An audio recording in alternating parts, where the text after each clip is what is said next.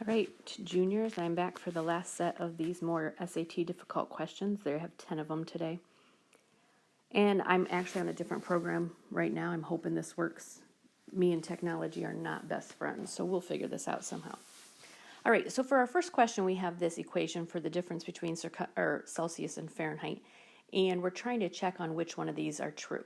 So on 1, it says a temperature increase of 1 degree Fahrenheit is equivalent to the temperature increase of 5/9 degrees Celsius.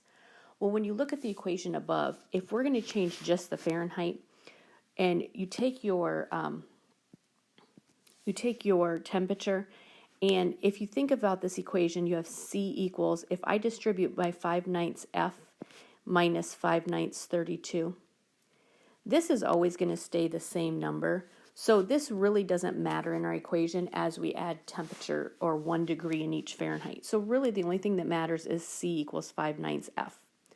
So for every increase of 1 here, we're going to increase the temperature by 5/9 for Celsius. So that matches 1. So 1 definitely works, which basically means you can almost cross off B and C right now.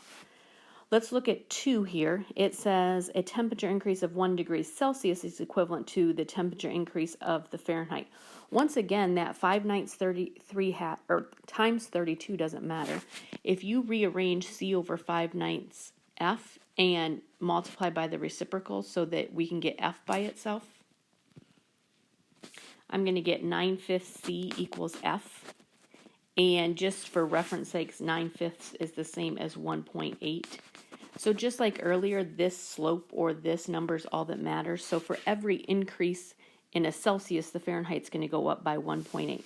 So that means 2 works as well, which means A is no longer an option, which kind of leaves us only with D. But just so we know, when it says 5/9 degree Fahrenheit with that, so if I plug in the 5/9 for this F right here, I'd get like 25 over 81, and that definitely does not equal 1 degree Celsius, so that one's not going to work.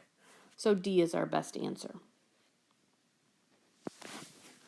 Moving on to the next question. All right, this one's just a mess to look at. We have this equation equals this, and it's true for all x does not equal 2 over a. By the way, the only reason they give you this, it looks confusing, is that would give you a 0 in the denominator. That's why they give it to you. So don't get confused or sidetracked by that. All right, so I'm going to take this big, long equation, and I really don't like the fraction in it. So as we know, anytime we have a denominator, we can get rid of it by multiplying by the denominator. This should look recently familiar with us with our partial decomposition when we did our fractions. So I'm going to multiply by ax minus 2 on everything, if you can read my writing. So on the left side, I'm left with just 24x squared plus 25x minus 47. And then on the right side, we need to be careful. Negative 8x needs to multiply by 8x minus 2. Negative 3 needs to multiply by ax minus 2. And then I'm just going to get minus 53 at the end. Okay, left side, not much is going on there. But on the right side, let's go ahead and do some multiplication. I'm going to get negative 8ax squared plus 16x minus 3ax plus 6 minus 53. And really, these are the only 2 like terms that could join. The really important thing we really need to look at is this right here. We want our variable in front, or our coefficient there in front of x squared, to equal 24. So if I just say 24 equals negative 8a, then a is going to equal negative 3. And that's going to match up with B. Third question. We're talking about a circle here. Points A and B lie on the circle with a radius 1. Just for all of our pre-calc references, that's the unit circle. And we have an arc AB. And this arc, so I'm just going to put A here and B here. And it has a length of pi over 3. It says, what fraction of the circumference of a circle is the length of the arc? Well, we know a circumference is the full circle, which is 2 pi. And it says what fraction is our arc, so we're going to put our arc of pi over 3 over our 2 pi. And we just need to simplify this down. This is a short answer, So if we think about it, we need a number to be able to put in our grid. Pi over 3 divided by 2 pi is the same as pi over 3 times 1 over 2 pi. My pi's can cancel, and I'm left with 1 over 6. And that's probably the easiest way to grid that one in. You can turn it to a decimal, but be careful because it's a repeating decimal, and if you don't fill in all the boxes on a repeating decimal on the SAT, it will be marked wrong. So make sure you use the pi 1 over 6, or make sure your decimal fills in every box. All right, a little complex number here. It says if the expression above is rewritten in the form a plus bi, where a and b are real numbers, what is the value of a? Well, we know that we can't divide by our, okay, let's try this again since I couldn't rewrite it correctly. We can't divide by I. That's what we want to kind of get rid of to simplify this.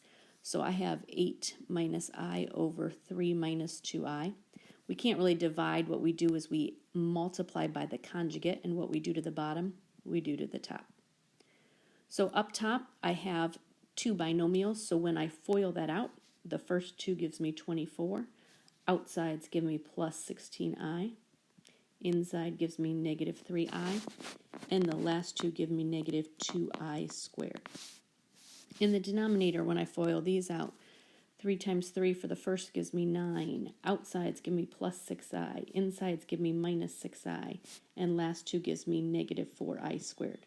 Remember, the purpose of the conjugate was to get these middle two to cancel.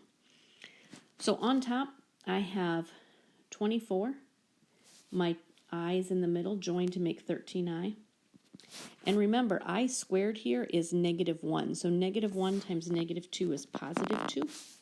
On the bottom, I get that same thing with my I squared, so that makes a positive 4. So again, on top, I can make it 26 plus 13i.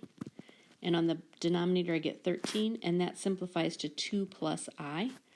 This is my A plus my BI, and it asked me what is my A, so my A equals 2. Moving on to the next one. All right, lots of words here. Hopefully you took the time to read this. It gives us this equation, n equals RT. And one of the most important things as we work through this one is understanding the units in which they give us this. Okay, so n equals RT. R, if we look at it, is the average, R is the shoppers per minute, and then T is the minutes.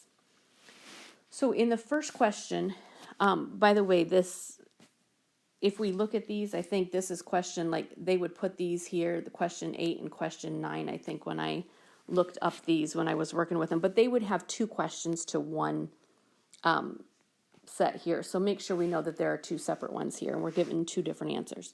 So the first one tells us that our law can be applied to any part of the store, such as a particular department or checkout line. And it tells us approximately 84 shoppers per hour, that's important, make a purchase, in each of these shoppers spending an average of 5 minutes in the checkout line. So if we take our equation of n equals RT, because R is shoppers per minute and they gave us 84 per hour, I need to do 84 over 60. And then for my 5 minutes here. So we're looking here how many, at any time, how many shoppers would be there. So if I put this here, I'm going to use this as a fraction. I'm going to simplify my fraction here. I end up with 84 over 12, which is 7. And that's my first answer, is just 7 for 8. For my second question here, we have another store. And once again, they give me this 90 per hour. So again, I need to do 90 over the 60. And at this time, I have them for 12 minutes. Okay. Again, if this little here, and I feel like I just did something wrong there.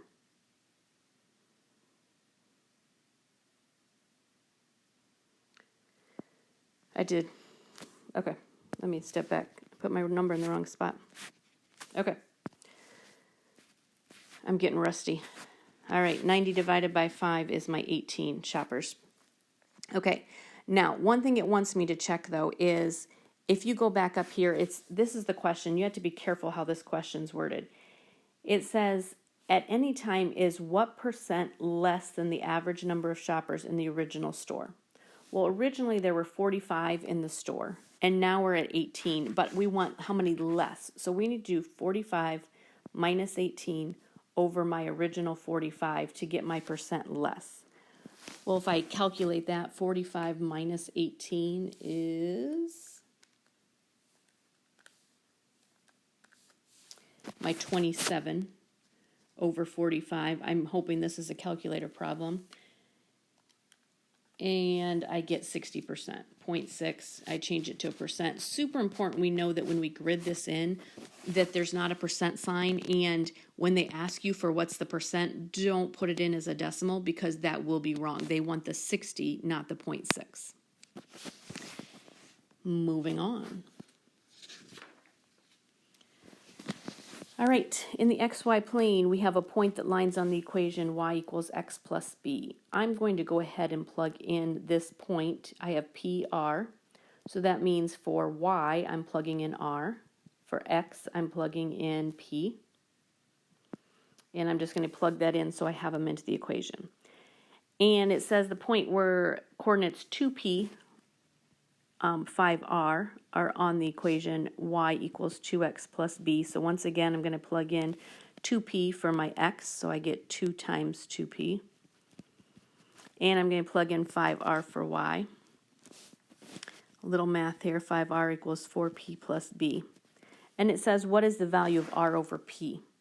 So one thing I notice is both of these equations have a b. So over here, r minus p equals b. So I'm going to plug it in and substitute it over here. So 5r equals 4b plus r minus p. Subtracting an r, I get 4r.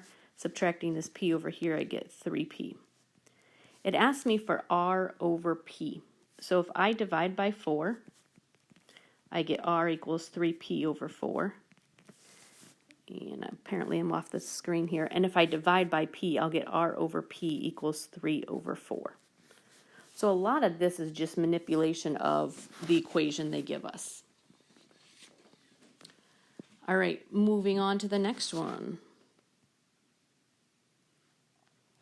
All right, x is the average or arithmetic mean.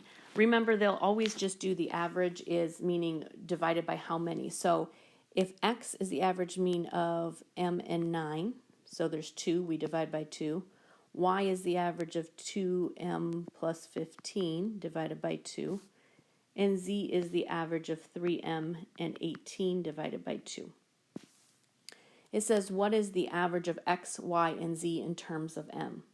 So if I did x plus y plus z, be careful that you divide by 3 because there's 3 of them here.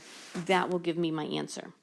So for ease here, I'm going to add all 3 of these together. Thankfully, they all have a common denominator. So if I add their numerators, I'm going to get 6m plus 42. And that's all divided by 2. And now I divide by 3. I can join these and make it 6. So 6m plus 42 divided by 6. By the way, that's the same thing as keep, change, flip. And that flip will make 1/3 on that 3. And I get m plus 7 for my final answer of the average of all of those. So B is the answer on this one. Moving on to this graph.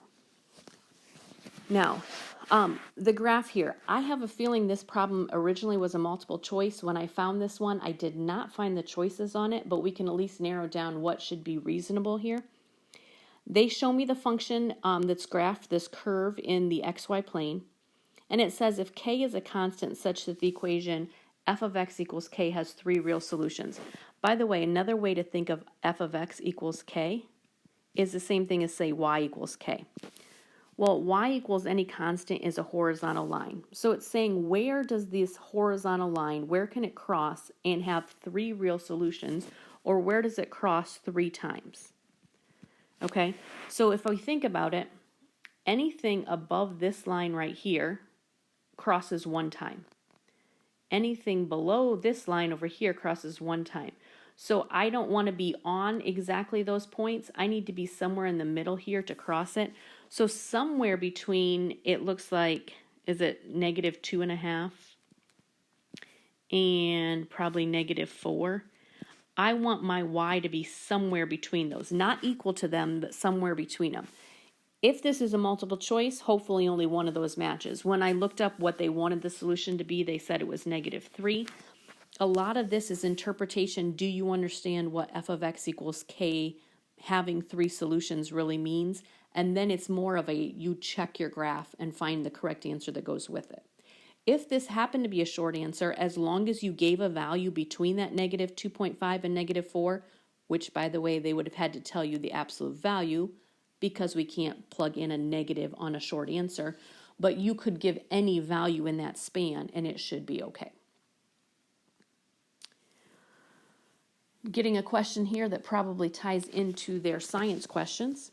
I have a dynamic pressure equation here, and it's asking me for the difference or the ratio of the dynamic pressure of the faster fluid, which is 1.5 V, over the slower fluid, which is just V. So I have to look up there and see what happens when I plug in V. When I look at my equation, I notice that in this Q equals 1/2 NV squared, this is where I'm plugging in. And that's what's going to be the difference. So if I plug in 1.5 V and I square it, and I have V squared, well, 1.5 V squared is 2.25 V squared over V squared. These two are going to cancel in a ratio, and I have 2.25 over 1. So it does say what is the ratio. If you want to leave it as a decimal, you can do 2.25. If you want to make that into a fraction, multiply by 100, and we get 225 over 100. Divide everything by 25, and I believe it's 9/4. So we can either give 9/4 or 2.25 for that difference. And the key is most of that equation doesn't matter. It's just really the V squared, since that's what we're talking about, and that's where the change comes in at. All right, our last and final question here. For this polynomial p of x, the value of p of 3 equals -2, which of the following must be true about p of x? An interesting question, and I'm going to be honest, about the only way I can explain this one is to take you back to the remainder theorem. If you remember when we did all of our synthetic division, probably back in about chapter, 2 or 3 in pre-calc, we had this remainder theorem that said if you take a value, if you think about it, if p of 3 is a solution and you plugged it into your synthetic division, you should get a 0 if it's a solution, okay? And then we had this remainder theorem that said if you plugged in 3 and you did all this division and you get an answer of -2 down here, that's the remainder theorem. So this is saying that 3 was not a solution. So because of that, all of this stuff is not needed, but D is going to be your answer, because it simply means that because of the remainder theorem, when you divided by x minus 3, you had a remainder of -2. So if you remember, that was one way to plug in and check a value as well, was to do it with synthetic division. So I'm going to be honest, if you remember this, you can probably get the question. If not, good luck. And just a heads up, I'll tell you here, but I'll write it down in the Google Classroom as well. You've probably heard by now, obviously, we're not returning to school. We're not going to be taking the SAT on the 14th. As far as what I have heard through the administration, through the state, you will not be testing, obviously, the rest of this school year. And they hope, juniors, to give you an opportunity in the fall of your senior year to take this SAT for free, given through the school. As far as for your records and stuff, I don't know that test score will count as much, but they do still want to give you the free opportunity. If restrictions are lifted this summer, I would strongly encourage some of you to try to take the SAT or the ACT on your own before the school year, just to get some groundwork numbers and such. I know from my past experience, a lot of universities like to try to decide some of their bigger scholarships, academic scholarships, by December 1st. So it's definitely to your benefit to have some test scores under your belt before December 1st. And again, it's kind of anybody's game right now. We really don't know what's going to happen in the future, in this near future. So I've been trying to give you tips, but now it's going to be a waiting game to see when you can take your test. The nice thing is, these videos are here. Come back and look at them anytime you want. Have a great spring break, and I'll see you and talk to you more in April. Well, it is April, after April 14th.